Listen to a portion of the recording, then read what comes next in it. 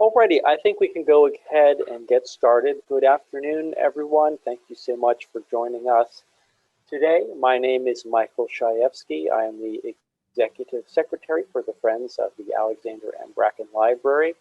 And thank you for participating in this monthly installment of our Virtual Lunch and Learn series. We started this back at the end of spring semester as a monthly opportunity to share with our friends and supporters and stakeholders across campus and in the community about some of the many exciting initiatives, new developments, new offerings, and updates and news here from Ball State University Libraries. Very excited for this opportunity to engage in dialogue and to spread the word about the excellent work that we're doing here on campus to advance our students, faculty, and community members and their research and learning endeavors. So we do this on the third Thursday of every month. You can go to the Ball State University Library's website to learn more. This is our virtual lunch and learn series, and we're excited to have you.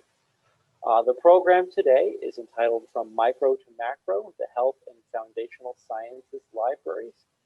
You'll get a virtual tour of the two newest branch libraries in the university library system. Kevin Brooks, our science librarian, and Suzanne Rice, our assistant dean for public services, will provide an inside look at the resources, services, and new facilities supporting students and faculty in a broad range of STEM disciplines and health professions and sciences. So very excited to learn about these brand new facilities. So thank you again for your time. And I will turn things over to Kevin Brooks and Suzanne Rice. Kevin and Suzanne, thanks so much for making the time to present to us today. I'm Kevin Brooks. I'm the science librarian. Thank you for joining us today for an overview of the two newest branches of the university library system, the Health Library and the Foundational Sciences Library. And hi, I'm Suzanne Rice, the Assistant Dean for Public Services, as Michael said. And for those of you who aren't a part of the university library systems, I'd like to just take a minute to give an overview of how public services is arranged to provide some context for these branch units. So public services is made up of several public-facing units, as the name implies. In Bracken Library, the main library, that includes access services where, general circulation, course reserves, periodicals, microfilm, the general collection on floors 2 through 4, interlibrary loan and document delivery. There's also in Bracken information services, which provides reference and research assistance in person via live chat, texting, phone, email, video conferencing, and instruction to both for literacy related aspects and for course related aspects, working with instructors for that. There's the education, music, and media unit in the lower level where you can find music scores, CDs, DVDs, youth books, textbooks, and circulating equipment like laptops and digital cameras. And I'm really happy to just say that that area has reopened just this week after a year of renovations. So that's a very new bit of news too.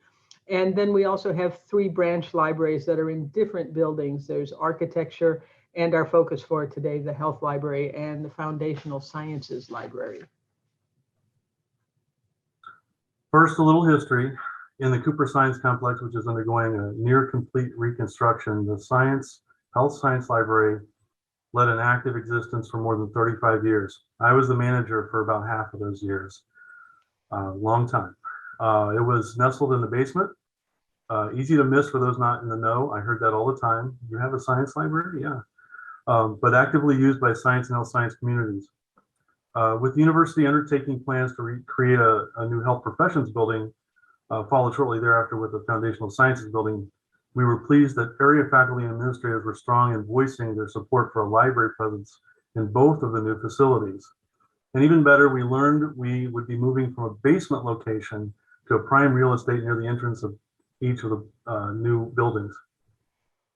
The moves were timed with the construction of the new facilities starting in 2019, and the doors of the old Health Science Library were closed on April 23rd, 2021. And those are, photos from the old science library. That is no more. So the spring and summer of 2019 were very busy as Kevin and Katie Arnold, the coordinator for the area, planned and pared down and packed and moved the health components to the new facility, all while maintaining services for the science departments, which would still be in Cooper for another 2 years. Once they got to the health library, they would be continuing services for the School of Nursing and the Department of Nutrition, but also expanding to incorporate services for other departments that are now in that building that came from other areas on campus to become part of the new health professions building. For example, social work and speech pathology and audiology. And so they opened in time for the fall semester of 2019 with Kevin and some student workers basing their operations in this new health library. Meanwhile, Katie Arnold, the coordinator for the area, and some student workers continue to operate as the science library in the old Cooper facility. And then they joined us in the health library for a semester when Cooper closed. So they were based here in the summer as the foundational sciences building construction was still underway. With some moving experience under our belts, we engaged in round 2 or 3, depending on how you count it, opening the foundational sciences library for the fall of 2021. The physical footprint of each facility is small, about 1,500 to 2,000 square feet each. It's about what the old science library was. However, the goal for the branch libraries is to provide a full service facility with focused subject concentrations corresponding to the departments in each building so that the students, faculty, and staff have ready access to resources and services without having to leave their home areas. Physical visitations began modestly as a result of the need to move all online classes during the worst of the COVID-19 pandemic, but things have been picking back up with about 5,000 people combined visiting each month. So there are many people who contribute to running the branch libraries. There are the ones that you can see in the building, Kevin Brooks, the science librarian, and Katie Arnold, as we've mentioned, the Foundational Sciences Library and Health Library Coordinator. She's pictured here in the middle of this slide. And about 10 student employees who help throughout the day, but also keep the areas functioning during weekends and evening hours. And of course, there are also behind the scenes support staff who take, their work mainly takes place in Bracken Library, acquisitions, collections development, cataloging, library IT personnel, but their work contributes to the success of the branches too. And we couldn't function in those branch areas without all of those people. And then, of course, there are the people who use the library, Ball State students, undergraduates and graduates, faculty, staff, alumni, and community members. That's really the reason why we're here. So let's hear from a few of the area staff.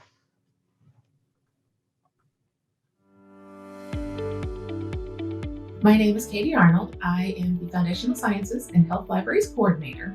I manage 10 student assistants between the Foundational Sciences Library and the Health Libraries. It has been a very rewarding experience for me.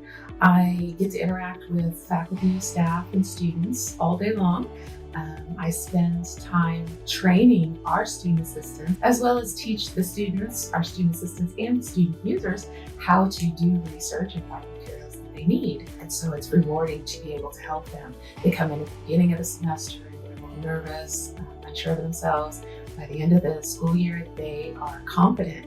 They know how to find what they need. They can navigate their classes, the building. They're able to help each other too, which is really rewarding to see that growth. My name is Robin Copeland. I am a dual major in both astronomy and physics, and I am technically a senior, but I may end up staying an extra semester past that. One of the things that you learn how to do working here is how to find, proper resources. So that's using the databases, knowing all of the different types of software that's on the computers at the various libraries and how to locate them. Also, working here has made me realize that I really enjoy researching and also helping people research. And I plan to continue my education past getting a bachelor's degree into getting a master's of library science. My name is Raina Bowles, and I am a junior social work major here at Ball State. I've been a student assistant here with the Health and Science Libraries for about 2 years now. Working at the health library has really improved my educational journey. I've done so many things. I've gotten to study here a lot. I've learned many different things and got to meet different people from around campus that I wouldn't have met if I didn't work here.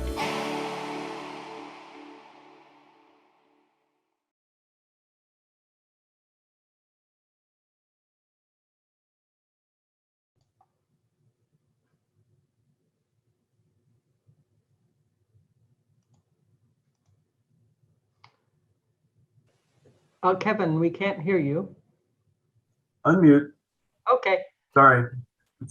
The spaces are used in many ways. The health library has 2 study rooms with other large study tables and casual clusters for collaborative work and discussion, study groups, faculty meetings with students, interviews, and as oases of quiet for concentrated individual study. There are also mobile whiteboards, computers with dual screens, and more comfortable soft chair seating. The study rooms can be used on a drop-in basis or reserved for specific blocks of time on a first-come, first-served basis. The Foundational Sciences Library computer space can be reserved by Foundational Sciences faculty, staff, and grad students for basically the same reasons as the study rooms, but its 35 public access computers can be used by anyone when not reserved. So it's an extension of the main library.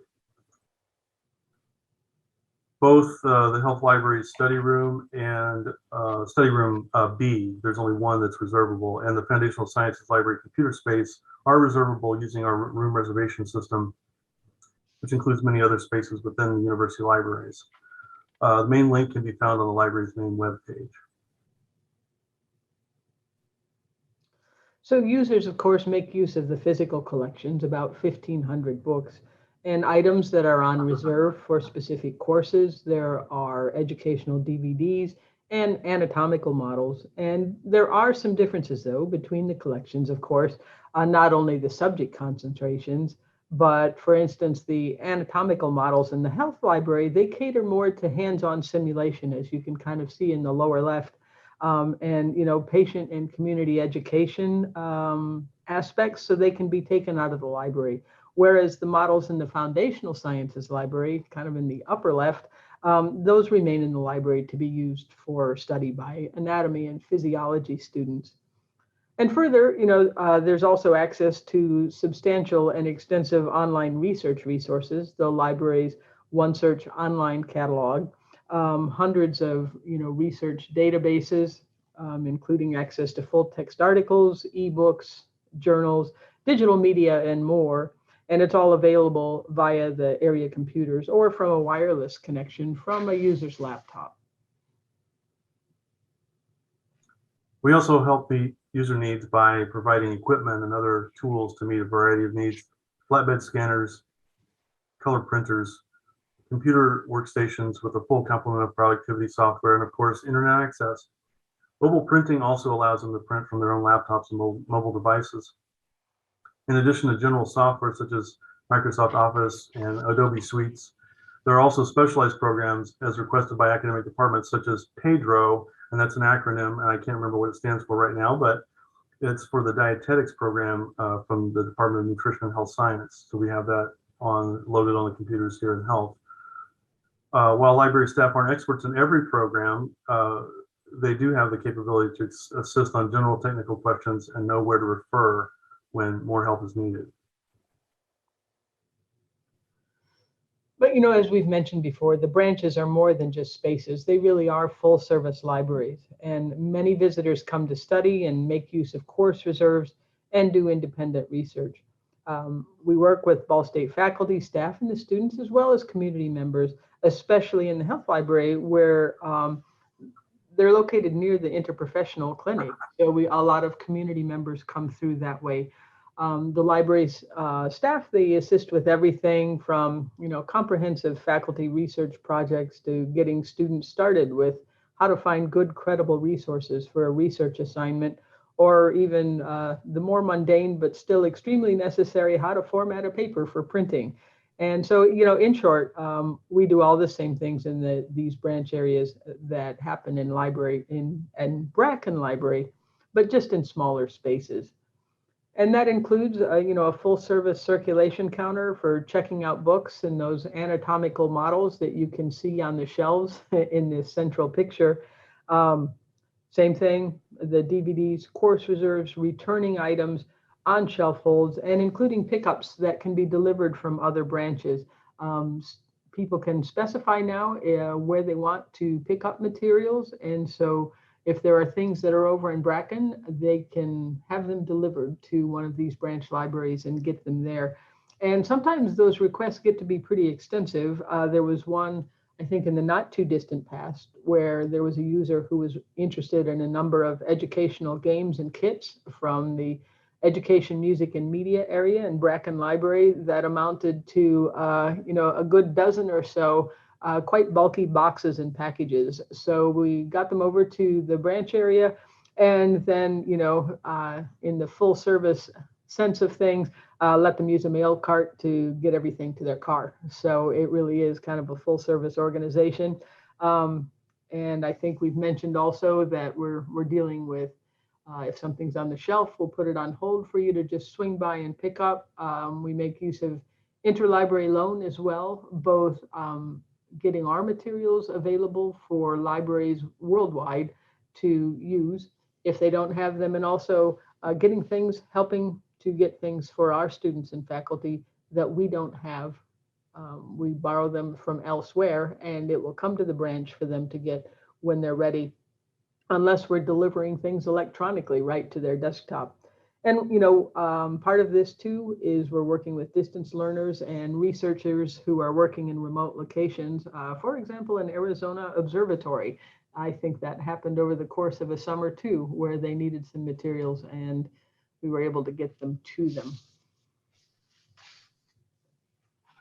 As science librarian, I also provide research and information literacy instruction. I collaborate with faculty to develop sessions that introduce their students to research resources appropriate to their class material and help them develop skills that enable them to become lifelong learners.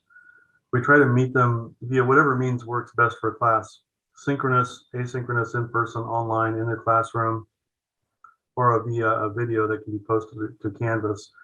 Course management system for viewing at their leisure. This covers a wide range of course material, from introductory biology to graduate level nursing courses, covering topics from reviewing a single pivotal series like Bergey's bacteriology or a focused database to more general still, such as how to construct a useful keyword search. I also provide individual reference and research consultations for faculty, graduate students, and undergraduate students, from short get the quick fact questions to extended in-depth reviews involving helping them develop concepts into meaningful search strings, finding relevant articles, learning how to properly cite them in the research. We also assist faculty and departments with accreditation reviews for their programs. Let's hear from two faculty members who make use of the libraries.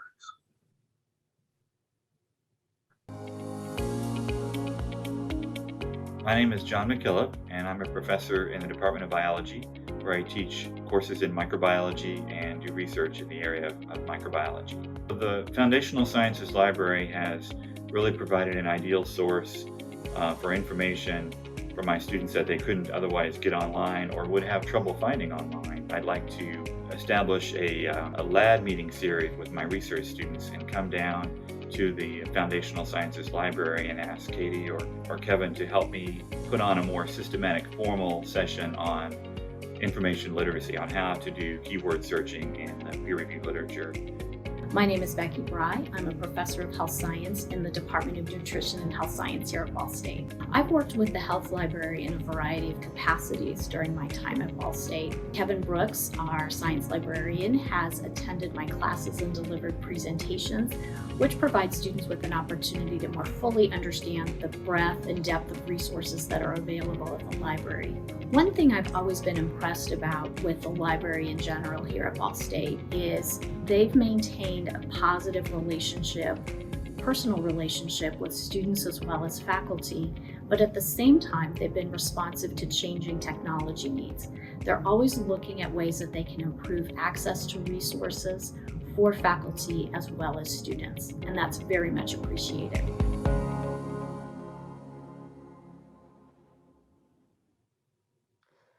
So hopefully this has given you an overview of the two newest libraries in the university library system. And they're ready to welcome students back when classes begin in just a few days. As you gathered from many of the earlier comments, helping students succeed in their research, their assignments, and learning critical thinking and evaluation skills to help them become lifelong learners are at the core mission of these branches and, of course, the university libraries as a whole. So I think that is our presentation. Dean Shaw, was there something that you wanted to say? Well, and I apologize, my video keeps freezing up when I turn it on, so you'll just get to look at the older headshot that doesn't have all the creases that are creeping up on my face. So, but thank you everyone for attending today, and thank you Suzanne and Kevin for this great presentation. Are there any questions that anybody in the room has for Suzanne, Kevin, or me related to the branch libraries or the university library service to the colleges?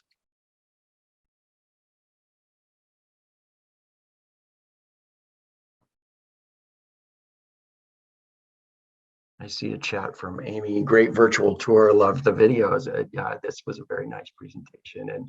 And we'll thank John McKillop again, who's becoming a regular star in these Lunch and Learn series. We're so appreciative of your support and your use of the libraries.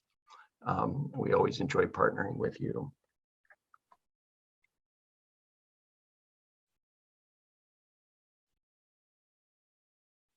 And John says, thanks so much, Katie and Kevin. And Katie and Kevin and their students really do a tremendous job of operating these branches. And I know they go to great lengths to cover eventualities when there's a sickness or somebody's unable to make it in. And I'm so appreciative of the work that they do to keep these branches open. As I think that the small but powerful slide was very apropos for this group of people and their service to the libraries.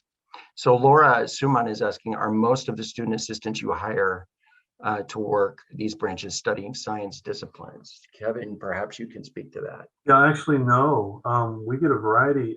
We have a few right now that are studying, the sciences, but we get students from all over, and we don't require anything, any kind of major in the sciences at all. We just want enthusiastic students that want to work for the libraries. Well, I've had art students, education students, I actually had an architecture student once. So they didn't work in the architecture library, they worked for me for a little while, but yeah, they come from all over. Well, and I'm sure that provides them with a learning experience really outside of their own discipline, and hopefully it helps them maybe see some of the intersections that can exist between some of those other disciplines.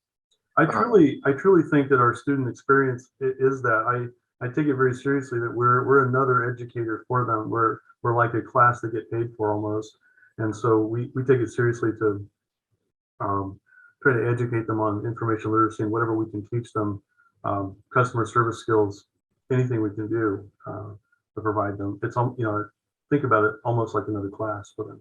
So. And I see Suzanne has commented here, and it sounds as if you have at least one student worker who is enjoying it so much she's shifting to a library degree. So that's always great to hear too. Yeah, that was Robin in the video, and there's another one that's thinking about it too. She just well, the other student in the video, Raina, she's made noises that way too. So wonderful. She might be joining us. Well, and I do think that, undergraduate library work is always a great way to introduce students to the possibilities of a career in information professions, including librarianship. And, and we're always looking to recruit the best and brightest for that really important pipeline that's going to guide libraries in the future. Are there any other questions? All right. Well, before I dismiss today's program, I would like to again thank, of course, Kevin and Suzanne for their wonderful work on this presentation. But I would also like to recognize and especially thank Mike Shaefsky, who is going to sadly be leaving us at the university libraries, and he's taking a position. He will soon be a Sooner at the University of Oklahoma, and he's got a great opportunity there in their archives and special collections. So I want to thank him for his work in support of the Friends of the Alexander M. Brecken Library, and of course, all of the great work that he does in the university libraries. So he's helped to coordinate and handle all of the technical details related to these programs. So we're really thankful that you are part of getting this off the ground, Michael, and you will certainly be missed in your role here. So thank you for helping us introduce the Lunch and Learn series. Thank you so much. I appreciate the well wishes. It's been an incredible honor and pleasure to have had an opportunity to be in this assistant dean role and to serve as the executive secretary for the Friends of Brecken Library. And I'm really proud of what we've done as a group with the Lunch and Learn series. I'm excited to see where it goes in the future. So thank you for that. Well, the good news is you can always tune in, even from Oklahoma. Exactly. All you need is a Zoom link and you're there. So thanks, Michael. And thank you, everybody, for being a part of today's program. This will be recorded and made available on our YouTube channel. So feel free to share this out with others that you think may be interested, and they can enjoy it asynchronously. And we'll look forward to joining together for next month's program. And details about that will be communicated to you very soon. So thanks, everybody, and have a great afternoon.